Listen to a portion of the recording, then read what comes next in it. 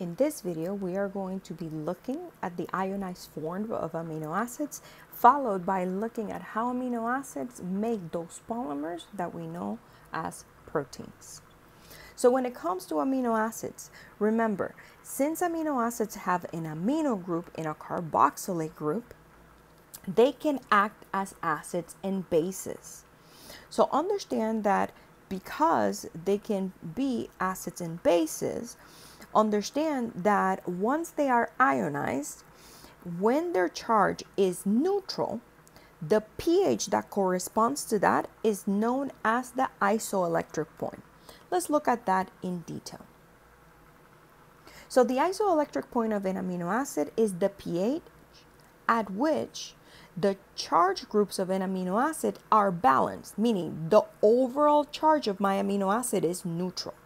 Remember, an amino acid can exist as a positive ion if the solution is more acidic, meaning lower pH than its pI, and the amino acid can exist as a negative ion if the solution is more basic, meaning higher pH than its pI.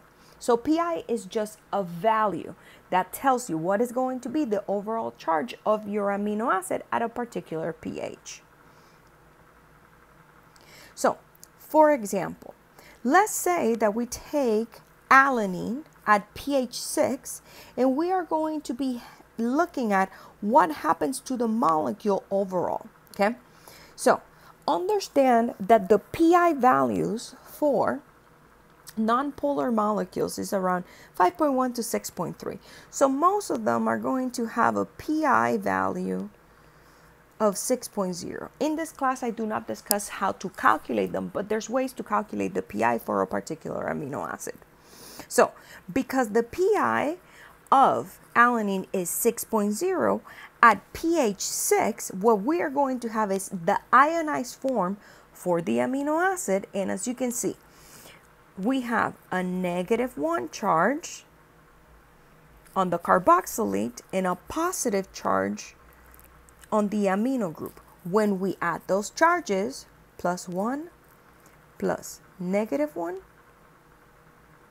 that equals 0. So this is going to be the structure of alanine at pH 6. Remember, the overall charge of your amino acid when the pH matches its pI is going to be 0.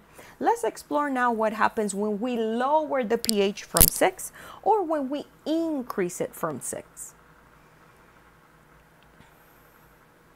So let's look at what happens to the molecule overall. So in this slide, what we have is overall a general form for how do amino acids look at their isoelectric point. On the left, we have how amino acids look when they are below their isoelectric point. And on the right, we have how amino acid looks above their isoelectric point. So as we already discussed, the isoelectric point for alanine is going to be, so the pI equals 6.0. So at pH of 6, what we're going to have is that the carboxylic acid will lose the proton and make a carboxylate. The amino group is going to gain a proton and become an ammonium molecule, or it's going to have an ammonium motif. So if we look at pHs that are below 6, because now if we are at pHs of below 6, we're going to have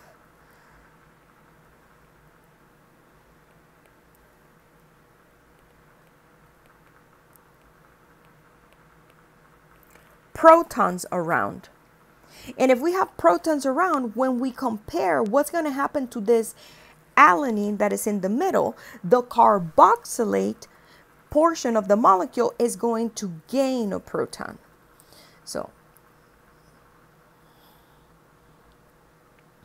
the carboxylate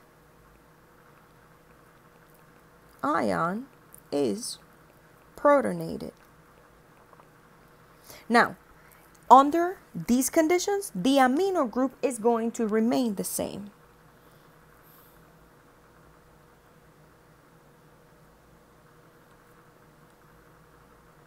So if we look at the overall charge of the molecule, we can see that it is +1 because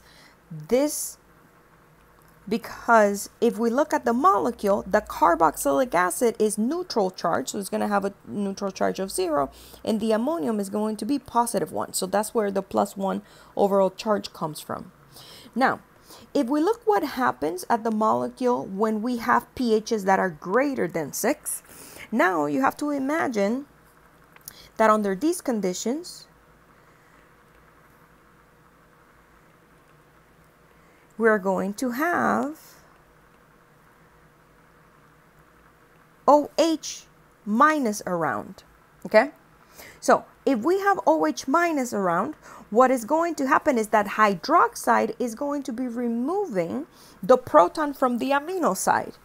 And when that happens, as you can see,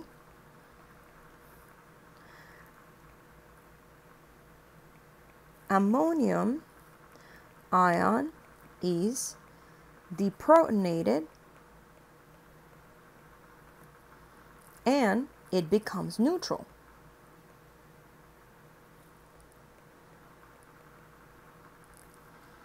The carboxylate side, because we're under basic condition, is going to remain at -1.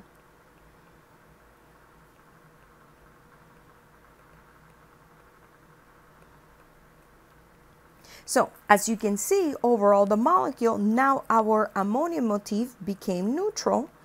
The carboxylate side is -1. So overall the charge of our amino acid, when the pH is higher than its pI, is going to be overall -1. We are now going to continue to look at the primary structure of proteins, okay? So the primary structure of a protein is going to be the sequence of amino acids that are linked together to make a protein. Every time we have amino acids linking to one another, what we have is the formation of a peptide bond. And understand that it is very important that in biochemistry we keep track of our functional groups. Understand that a peptide bond is nothing other than an amide bond. And that functional group we already discussed in chapter 14. So understand that peptides are going to be formed by linking 2 or more amino acids through a peptide bond, meaning the formation of an amide bond. So understand that when it comes to the type of peptides that we have, if only 2 amino acids come together, that is known as a dipeptide. 3 amino acids, tripeptides. 4 amino acids, tetrapeptides. Okay, we consider something a protein once is past 50, and again, these are just prefixes that you guys have seen before. Now let's talk about the chemistries that occur to make these peptide bonds. Okay, so here we have the formation of a peptide that is composed by the amino acid glycine and alanine. If we take these amino acids in their ionized form, what we need to visualize is that the formation of this amide bond comes from some amino acids coming together and forming water. How specifically we form water during peptide bond formation? The oxygen in the first amino acid, it will combine with 2 hydrogens of the amino acid that we're trying to link together. So that's where this water molecule comes from. When we're writing the peptide itself, as you can see, we are going to then take the nitrogen and hydrogen atom without the charge, because at that point, once nitrogen loses the hydrogens, is going to become neutral, and we are going to link it with the carbon in the C double bond O of the first amino acid. That's where we have the peptide bond forming, meaning we made an amide bond.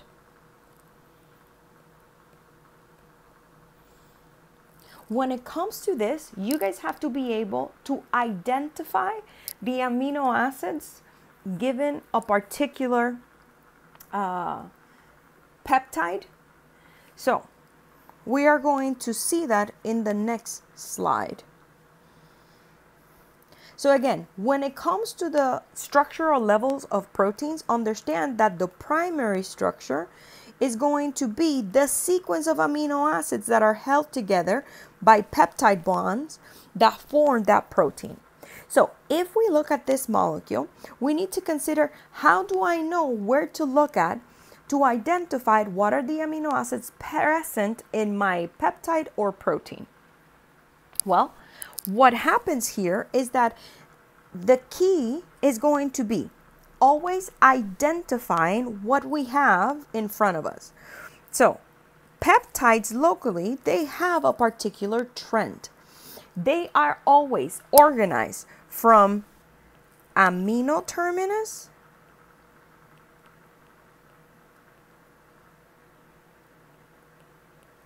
to carboxy terminus.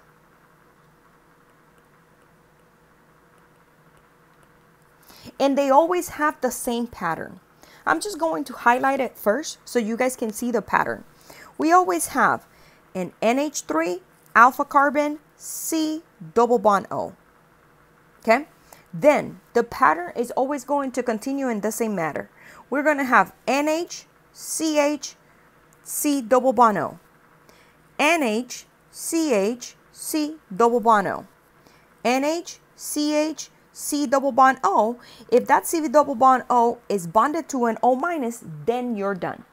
So what I recommend students, I'm just going to erase these highlights, is to always find that alpha carbon, because sticking out of the alpha carbon, we have the side chain.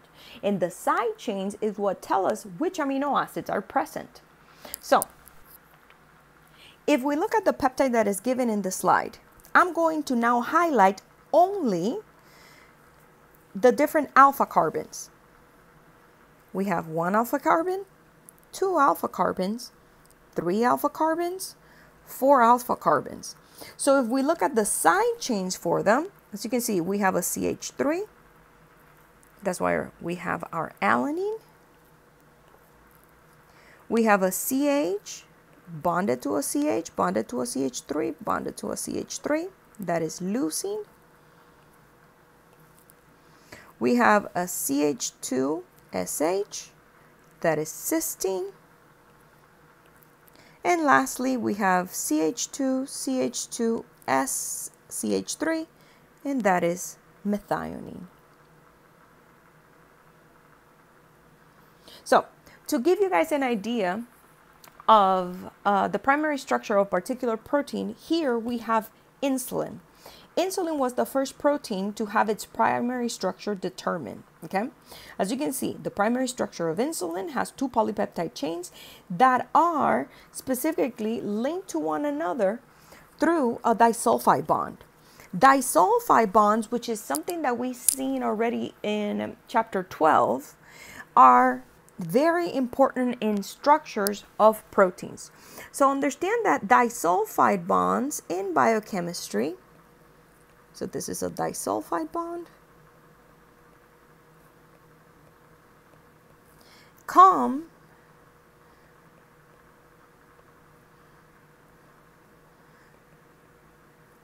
it comes from the oxidation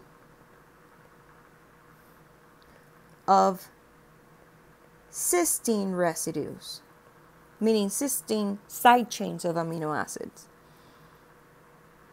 Because if you look at the structure of cysteines, the side chain is going to be a thiol group.